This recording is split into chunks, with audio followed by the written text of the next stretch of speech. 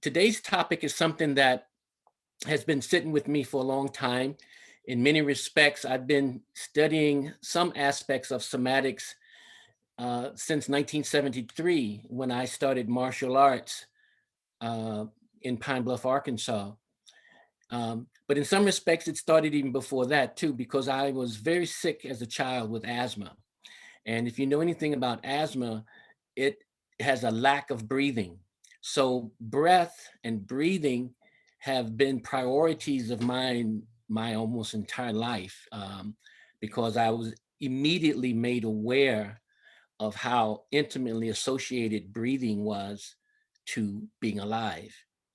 And I just remember the sheer horror on my parents' faces when they're seeing me gasping for air. And this is like in 1959 and 1960, years before there was any treatments for asthma. Inhalers weren't invented until 1970. So you can imagine having an asthmatic attack without an inhaler.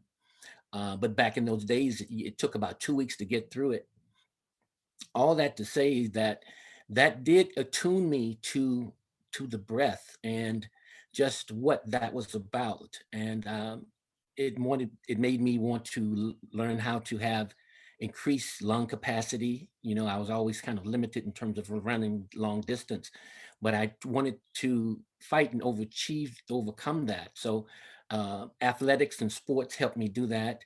And when I became a martial artist at 17, I really got into it wholeheartedly. And I received my black belt when I was 20 years old. And for the next 10 years, I taught um, a good deal of Taekwondo. And the first meditative practice that I participated in as a 17-year-old was meditation on a candle. And you're looking at the blue flame inside the candle. And it's basically a concentration exercise that helps you to just kind of be able to control your body, to be able to focus with unlimited interruptions, and to be able to block out distractions. And but in the meantime, it also helps you tune into your body. And so, in short, much of somatics is about tuning into your body and awareness. And the purpose of this lecture is to try to demystify it to some extent and bring it down from its lofty perch, which in right current terms, it seems kind of in a mystified air.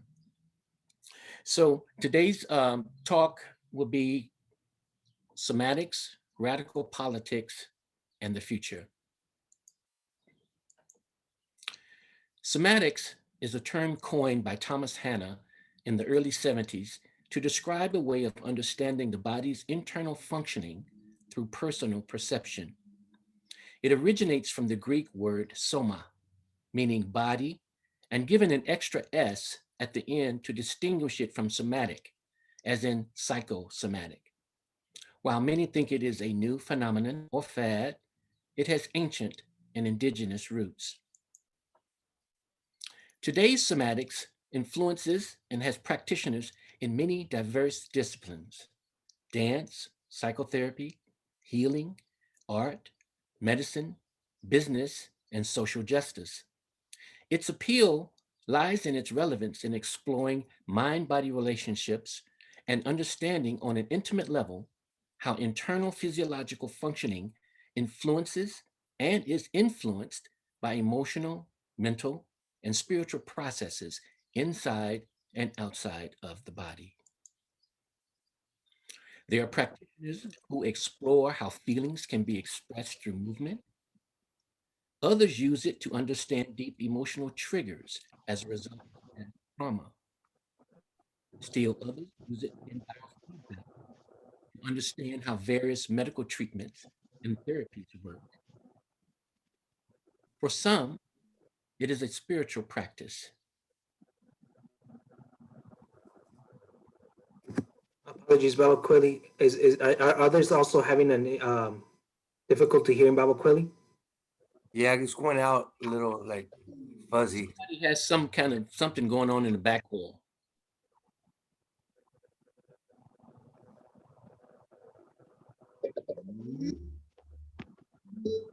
All right.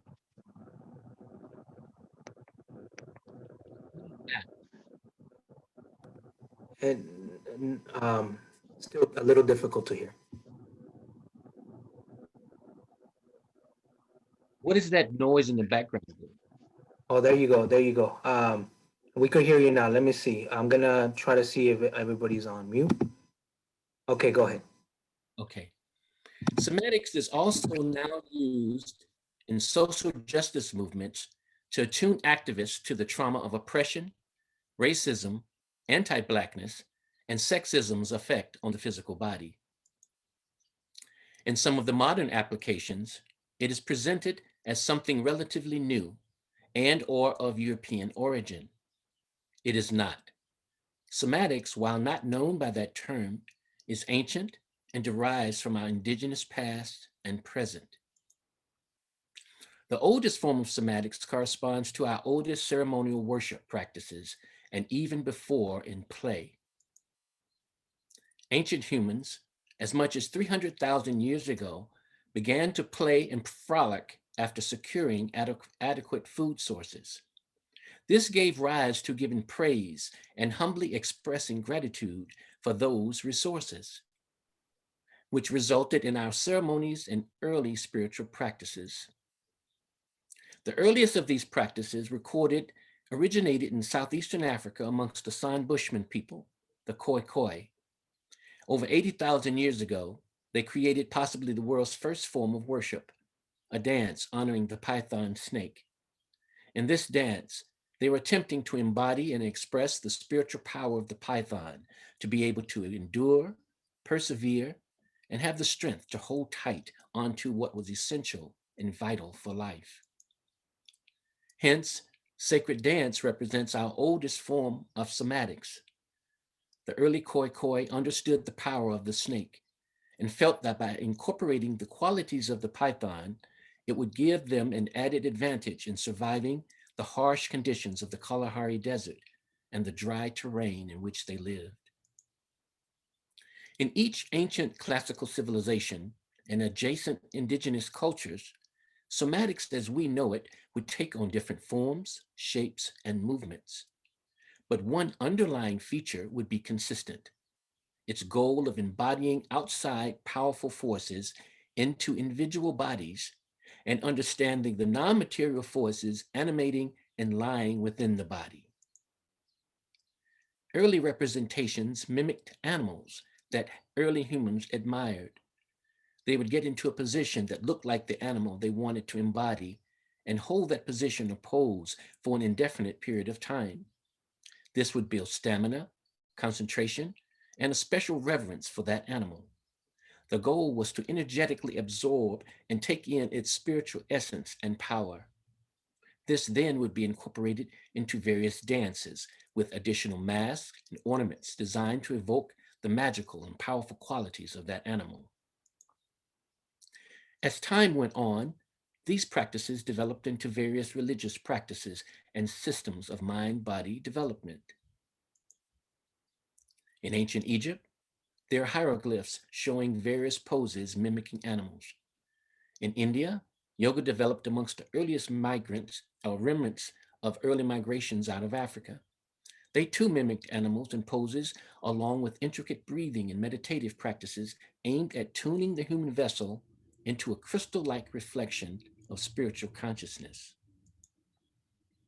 In China, Tai Chi developed according to Taoist principles of harmonizing the physical body's energy, Qi, with its source in nature, the Tao.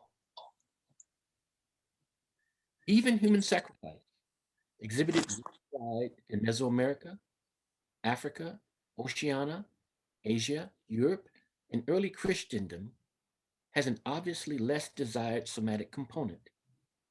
In essence, it is a recognition of the integrative and holistic nature of the universe and an attempt to control its forces by offering the most valuable commodity that they had, themselves.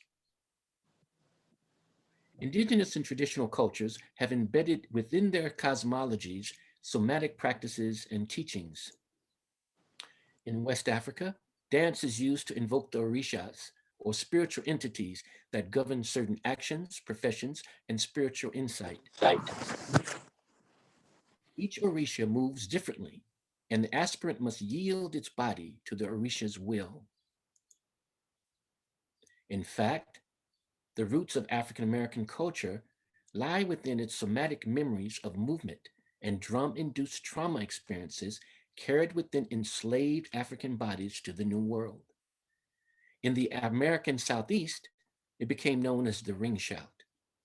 It is voodoo in Haiti and New Orleans, Santeria in Cuba, Pocomina in Jamaica, and Candomblé in Brazil. They are all somatic heirs of their classical African forebears.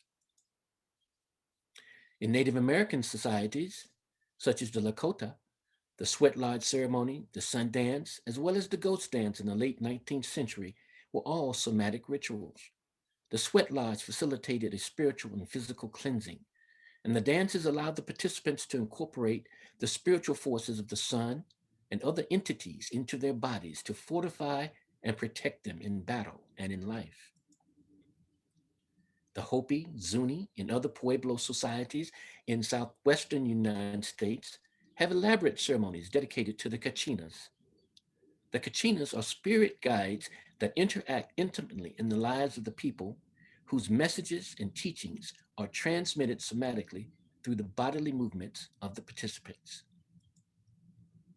In Japan, the marathon monks of Mount Hai, as part of their indoctrination and training, run 50-mile marathons each day for 100 consecutive days for 7 consecutive years.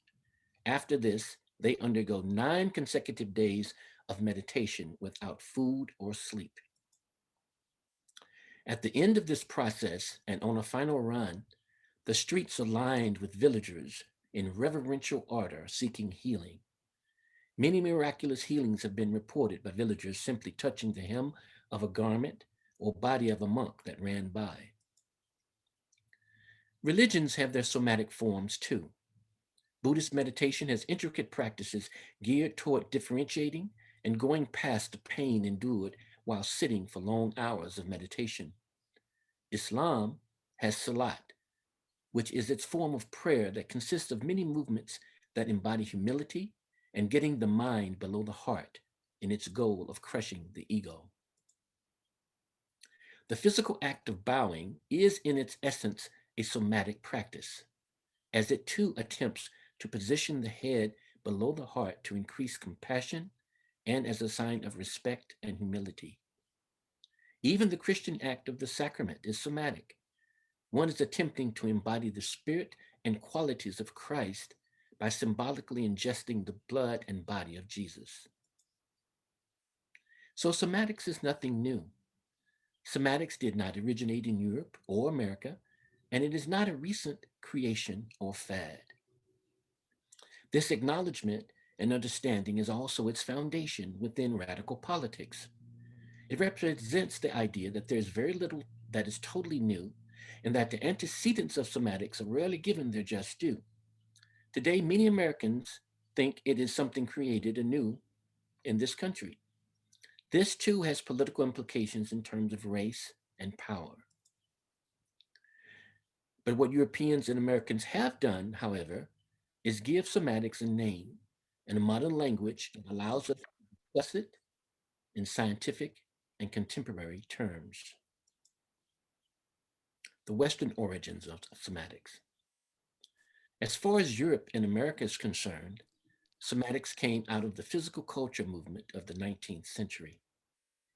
Leo Koffler, an Austrian immigrant born in 1836, in his attempt to ward off tuberculosis, which had decimated his family in Europe, devised a series of breathing exercises. These were collected and published as a book titled The Art of Breathing in 1887. Two of Koffler's German students, Clara Slafhorst and Hedwig Anderson, went back to Europe and started a school teaching his methods, the Rothenburg School. One of the students, Esla Gensler, would go on to be instrumental in teaching many of America's forerunners of modern-day somatics. Gensler developed her system of awareness centered around being attentive in all things.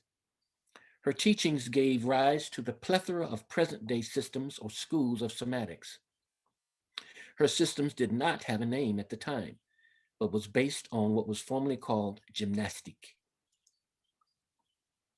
Gensler had many students to go on and establish schools of their own.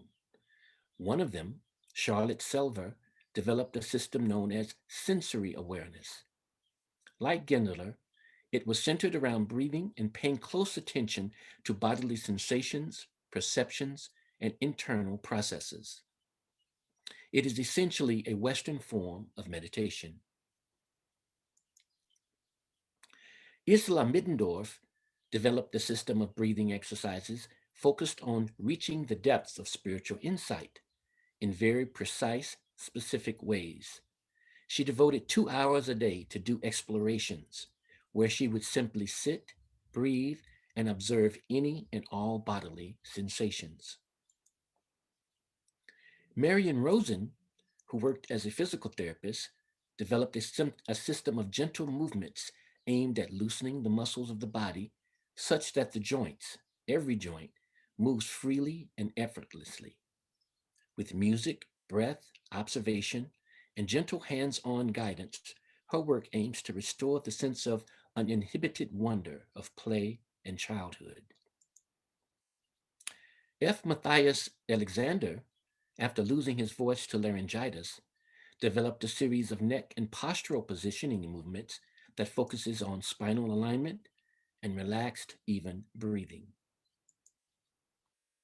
Moshe Feldenkrais, an engineer, rehabilitated and healed himself from severe car accident with a series of movements designed to challenge the neuromusculoskeletal system by introducing novelty in different positions. His system has two components: a movement compartment, and a hands-on part. Both seek to achieve greater overall awareness. In the upper left photo there, you see that's Julius Irving. They're studying with him back in the 70s. Bonnie Bainbridge Cohen, who's right here in the Bay Area, who I've studied with, is an occupational therapist and dancer, and for nearly 50 years has practiced and taught a system she named body-mind centering. It starts with a central question: how is the mind expressed through the body in movement? Her system entails initiating movements from different internal organs and observing the various emotional and mental impressions that arise as a result of that movement. Through developmental movement, the practitioner reenacts the various stages of human development, from crawling on the stomach to evoke our reptilian phase, or walking on all fours to reboot our cross-crawl patterning. This process aids efficiency in movement. This all results in a greater sense of internal awareness. There are literally dozens of systems of somatics. One that has now become popular in social justice sphere is generative somatics. It is a pioneer in applying somatic practice and awareness to social justice. It was founded by Stacy Haynes, a student of Richard Strauss Heckler, and entails a comprehensive appraisal of all the ways social forces such as racism, sexism, gender bias, and classism impact the body, particularly through trauma. Its goal is locating and identifying the causes of trauma within and on the body, and liberating and freeing it. That personal sense of liberation is then expanded into the social sphere. Generative somatics represents one of the recent attempts to bring somatics to a wider audience, and it is brilliant and effective work. However, it, like almost all of the other systems, is expensive monetarily, which by default limits who can participate. And in most cases, it limits the diversity of its participants. Except for generative somatics, which is more diverse but still expensive, virtually all of the others are predominantly have few people of color. Somatics and radical politics. While somatics has splintered into many systems, like professions, they essentially absorb and take from indigenous, grassroots, and traditional cultures, practices, teachings, and ways of embodiment and repackages and sells them back to the people from which it came. And this is not all bad, but in many ways, they both sequester knowledge that while useful, the process by default still ends up being elitist. While for most of these teachers and systems, profit was not the motivating factor, it more often was their own personal healing or social consciousness. By existing within capitalist political economic systems, however, and taking on their features, their ultimate impact is limited and exclusive. In many ways, somatics must be returned to the people, and its teachers find ways of teaching embodiment on a broader scale through the various cultures. Each culture has their own concepts of embodiment, often embedded in language. One way to help people understand that knowledge of embodiment already exists within their culture is to look at slang and cultural expressions.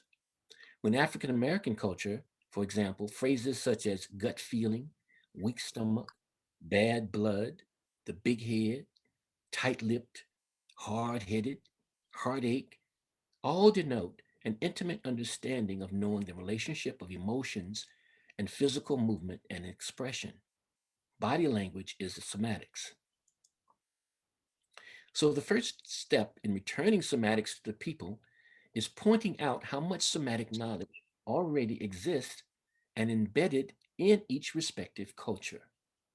This can then be expanded and extended into formal teaching, but on a mass level in the community. Almost everyone has had the experience of a queasy stomach and nervousness when performing or speaking in public. We call it butterflies because of the fluttering sensation. It's not a stretch to then relate the relationship of fear to the abdomen. Each organ is the center of one or more emotions, and tuning into those internal sensations and processing the accompanying feelings can give us an empowered sense of health and awareness. Hence, the idea of empowerment is, therefore, the starting point for a radical approach to somatics. Understanding and tuning into the liver and gallbladder's relationship to anger and hostility, but also drive and determination, or the heart's relationship to resentment and envy, as well as compassion, love, and generosity. The individual is given an initial compass to begin the journey of reclaiming their body. One of the faults of modern urban age, which includes materialism, capitalism, and an overemphasis on professionalism, there are now experts on nearly every part of our being: medicine, psychology, religion, others who claim to know more about us than we know of ourselves. A radical approach to somatics would also entail each of us then to take on the responsibility of also reclaiming and learning the present day sciences supporting and validating ancient indigenous practices, as well as modern day systems and developments. While experts and professional researchers are definitely needed, they should not be the sole interpreters and progenitors of this knowledge. Three sciences that support somatics in general and basically support the idea that there is an intricate relationship between the mind, body, emotions, and spirit are epigenetics, psychoneuroimmunology, and electromagnetism. And it is not a stretch to imagine that lay people can at least grasp the essential concepts of each. This too is empowering because it means that everyday people are no longer totally dependent on scientific knowledge being interpreted to them from the top down, because we understand that by the time it reaches the public, it has already been filtered through a political process. Epigenetics is the science accompanying genetics that looks at short term mutations of mitochondrial DNA due to various influences, traumatic as well as physiological. Rather than evolution, it is based more on biochemical relationships of cell membranes. Cell membranes are the arbiters, the gatekeepers of what enters and leaves the cell. What determines whether or not a particular substance or molecule is allowed inside the cell are carrier proteins within that cell membrane.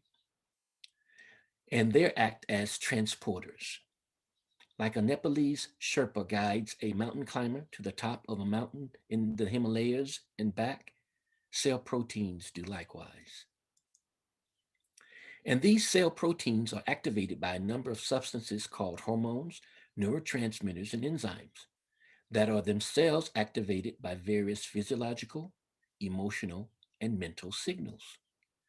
This shows how a traumatic event in the present could trigger a cascade of events that alter cellular DNA in the short-term future.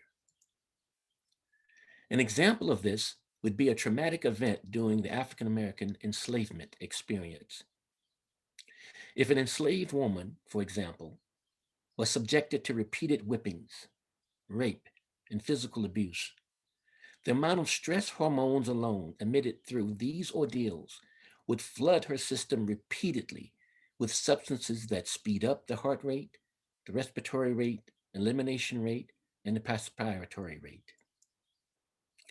Along with the cascade of hormones come cellular responses that could alter intracellular DNA, possibly making the individual more susceptible to certain illnesses. If the woman was pregnant at that time, it is possible the genetic profile of the child would have an even greater vulnerability. The science of psychoneuroimmunology, or PNI, in many ways supports the concepts of epigenetics on a system-wide level. It seeks to specifically examine how mental and emotional states affect the nervous system and, in turn, the immune system. An example of this is how stress, which involves an increased output of cortisol, lowers the production of white blood cells, crucial in fighting infection and maintaining a strong immune system. The third science that lends scientific credibility to somatics is electromagnetism. The most controversial of the three, it explores the energetic relationship of our bodies to subtle, hard to detect, low electromagnetic fields. Robert Becker, MD, years ago in his book, The Body Electric, postulated that extremely low electromagnetic fields permeate the body and are centered in the heart. He postulated that they could be affected by outside fields, resulting in physiological dysfunction and illness. He also did orthopedic surgical experiments where he demonstrated that these fields could be used in improving healing of bone fractures. Many of our systemic processes, such as our circadian rhythm, which helps regulate sleep, are poorly understood, and it is possible that we are disturbing energy fields not yet detected by science.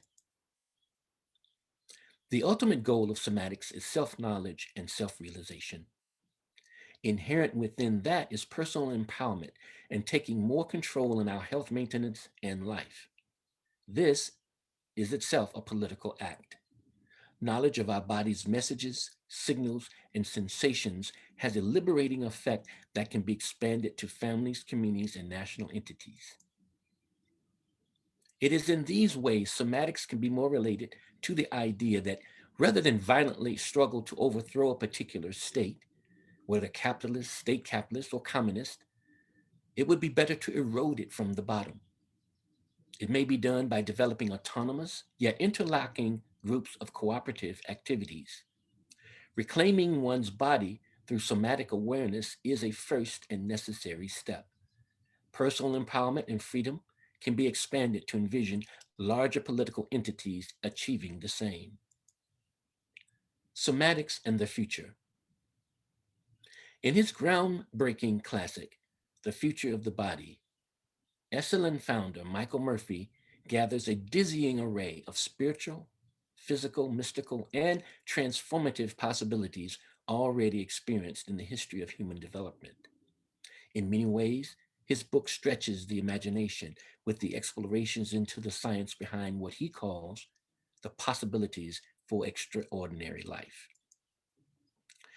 Within the spectrum of human possibilities are paranormal experiences, spiritual healing through laying on hands and prayer, healing with placebos and understanding how they work, and understanding the inner mechanisms behind numerous somatic disciplines. Murphy's work shows that there are abilities and powers within human beings that many are not aware of, and the potential for self actualization and realization increases with knowledge of the potential held within the physical body. And with emergent technology, particularly artificial intelligence, nanotechnology, robotics, and synthetic biology, difficult choices will be ahead. Given that human beings have undiscovered physical abilities, spiritual potentialities, and psychic gifts naturally, and there is an ancient history of indigenous shamanistic knowledge coupled with modern day somatics, how much interactive emergent technology will we allow to control our bodies? That will be a challenge because technologies are available now. Brain computer interface, neurological implants that speed up thinking and memory, and an assortment of prosthetic parts. This dialogue even extends to the proliferation of humanoid robots and Geminoids, which would be identical to living humans. How will that extend and or alter the definition of somatics? In this case, somatics may be our last wall of defense from being partially controlled by technologically implanted systems of control. Our ability to maintain our physical integrity and intactness may entail us being more somatically aware, even if we choose to integrate certain technological features into our physiology. Somatic awareness would still allow us to maintain some measure of autonomy and control. So now we're going to do some actual exercises. It would be quite contradictory to have a whole lecture on somatics and just talk the whole time. So we're going to do a few simple exercises, and the idea is here is to just really let people know that it is much simpler than they think. Any physical activity and movement done with full attentiveness, consciousness, and awareness of breath is essentially a somatic practice. So whether we take a workshop or not, that would be just gravy. I do want us to understand that there's an aspect of this that is accessible to all, and that's part of my goal here. So the first exercise entails what we call a spinal twist. But what I want people to do first is to sit up erect, wherever you're sitting right now, sit up erect, and don't use the back of your chair, okay? And look straight ahead and just tune in to the area where your neck meets your body. And notice if there's any discomfort or any difference in feeling between one side to another. During this Zoom period, we're sitting more than ever, and sitting is absolutely the worst thing for our bodies. So we have to find ways while sitting to still move and do some of the things that we have to do. So first, let's just tune into our neck. I would like for you to slowly turn your head all the way to the right. And if possible, align your chin with your right shoulder. And really isolate this movement. The only thing you're going to turn is your neck. Hold that position. Establish normal breathing. Slowly come out of it. Look straight ahead. Now take a deep breath. And on exhalation, slowly turn your head to the left. Again, trying to align your chin with your left shoulder now. Hold it there. And slowly release and bring it back to the front. Now I would like for you to slowly take your head and go backwards as far as you can. See if you can look up at the ceiling. Notice if there's any kind of pinching or discomfort in the lower neck area. Hold it. Now slowly come back down. Take your chin all the way to your chest if you can, but do not force. Hold it. And come back. Now, take your head just straight to the right side over your shoulder. And you should feel a good stretch and pull on the left side of your neck. Hold it down there and slowly come out of it. Take a deep breath. And on exhalation, go to the left side.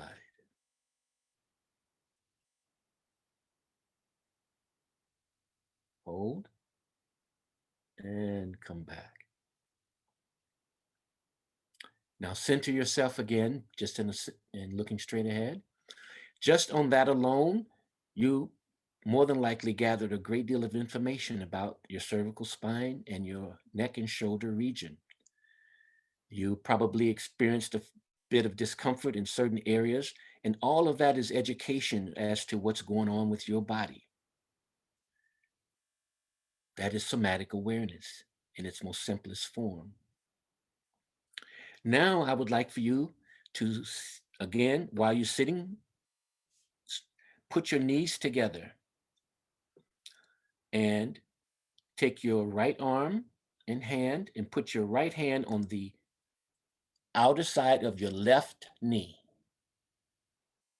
Take your right hand and grab the back of your chair. Now take a deep breath. And as you exhale, slowly rotate to the left and try to look all the way straight to the back and hold.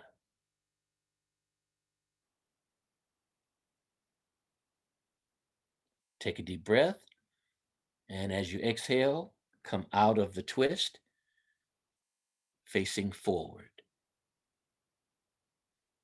Now, take your left hand and arm, put it on the outside of your right knee. Take your right arm and hand, grab the back of your chair again, and use it gently to rotate you to the right. And if possible, twist all the way until your neck is looking straight to the back. Hold that position. Try to establish normal breathing. Take a deep breath and slowly come out of it. Very good. Look straight ahead. Now, the next exercise involves breathing. And it's called Vipassana meditation, but quite honestly, meditation is an advanced stage. What most happens in most of these even meditation classes is that you're learning breathing practices, and that alone is enough to trigger what is known as a relaxation response. And ultimately, a relaxation response is the foundation for health.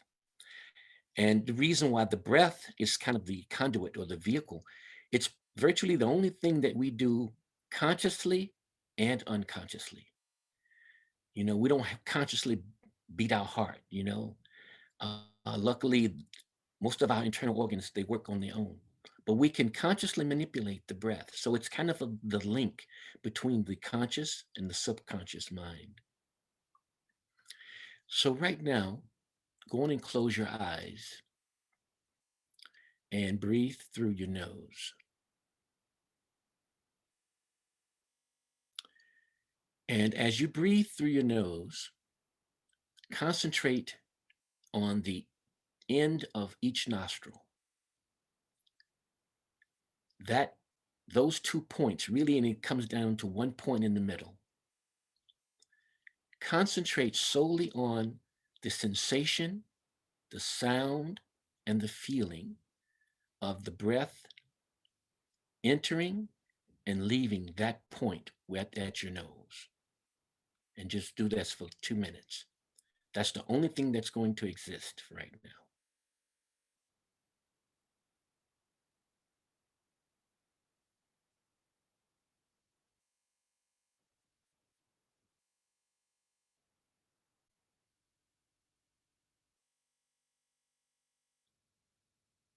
If possible, breathe deeply using the abdomen.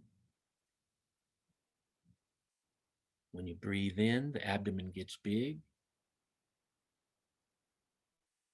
When you breathe out, the abdomen gets small.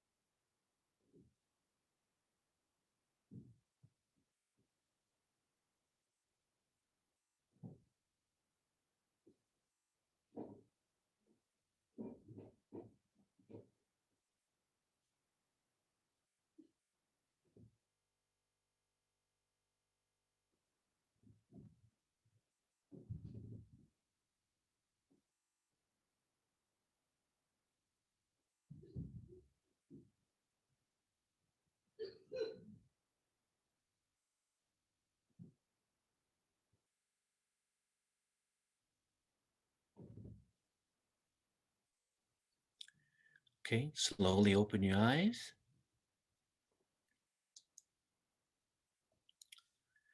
Now, the last exercise that we're going to do involves sound.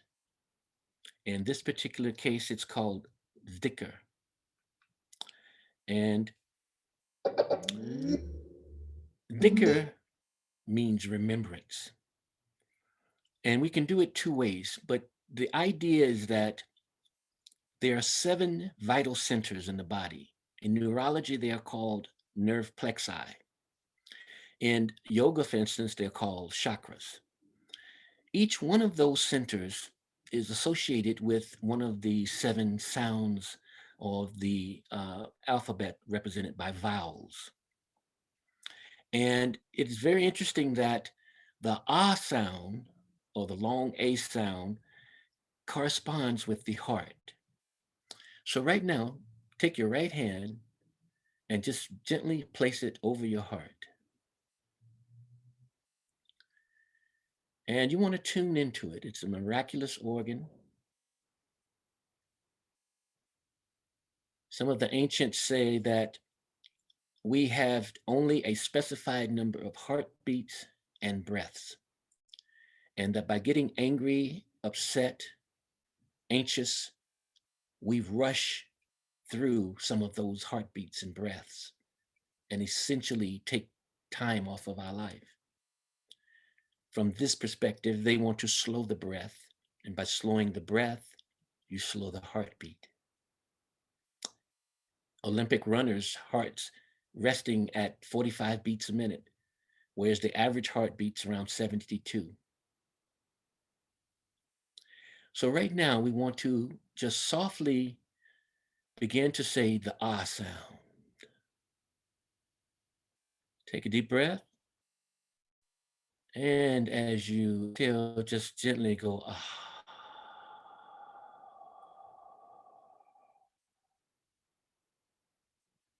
Again.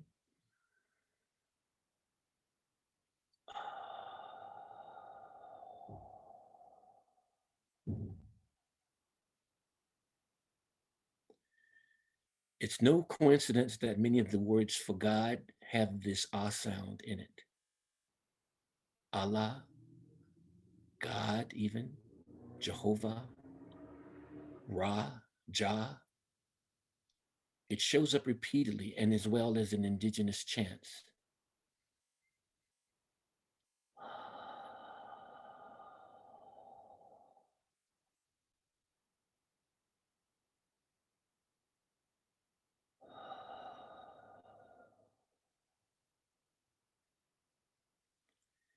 In the mystical aspects of Islam called Sufism, every Saturday and Thursday nights, millions of people are in circles doing what they call is dhikr, and they're saying over and over, Allah, Allah, Allah, Allah, Allah, Allah, Allah, Allah, Allah, Allah, Allah, Allah, Allah, Allah, Allah.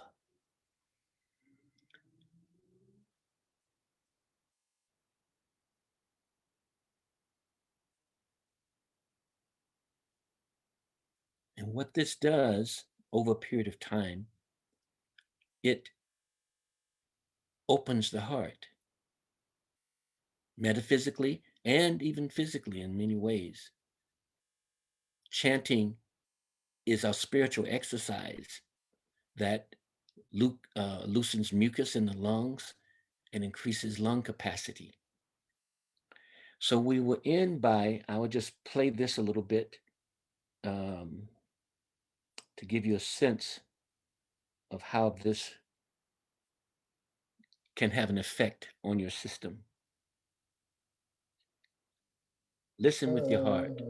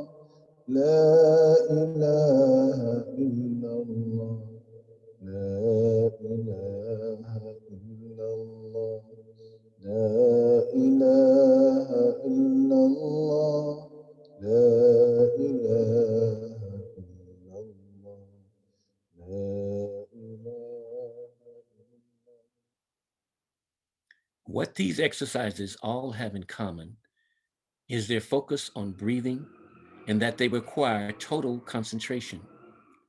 If done correctly, they can initiate a relaxation response, which, along with awareness, is the foundation for health, rejuvenation, and spiritual insight. And it is a form of somatics that is easily accessible and available to all. I want to thank you. These are a few references that I've used in this webinar.